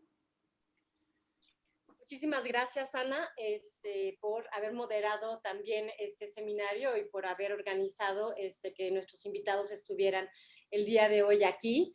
Thank you so much, Jack, Johannes, and Patrick. Your presentations were amazing, and I think we all learned a lot from them. Yo creo que nada más para terminar me gustaría hacer, digamos, como una síntesis rápidamente. Me parece que lo que hemos escuchado el día de hoy aquí es un llamado a la acción y con ejemplos muy claros de los logros que se han obtenido en Estados Unidos, en Alemania y en Argentina para avanzar en esquemas de uso abierto de semillas y el uso común también. Me parece que nuestros ponentes el día de hoy nos alertan sobre dónde poner nuestra atención a las estrategias de apropiación intelectual de los recursos biológicos que están ocurriendo en todo el mundo y también nos impulsan a buscar formas de organización social para defender el principio de libertad para que las sociedades puedan producir sus alimentos. Creo que hay como 3 grandes preguntas con las que a mí me gustaría cerrar este seminario de hoy. Una es cómo establecer una ruta crítica para salir de un sistema internacional que se ha apropiado de la generación de semillas. ¿Qué riesgos y oportunidades conlleva hacer esto? Y finalmente, cómo articular a los distintos actores para recuperar y vincular las iniciativas que ya están teniendo lugar y cómo abrir el diálogo con otros actores estratégicos a nivel nacional para que podamos poner muchos de estos elementos preocupantes, digamos, sobre la mesa y sobre la agenda pública. Entonces, pues le agradezco mucho a todos los participantes, a nuestros ponentes y por supuesto a la doctora Ana Escalante por habernos regalado este seminario tan interesante y además con temas que a todos nos deben de preocupar. Agradezco mucho también al equipo de la CUS que ha estado dando seguimiento técnico para poder preparar adecuadamente este seminario y pues bueno, evidentemente a nuestro auditorio que ha estado tan atento y además tan activo haciendo todas estas preguntas. Así que muchas gracias a todos. Thank you very much. Y los esperamos en nuestro próximo seminario. Que estén muy bien. Buenas tardes.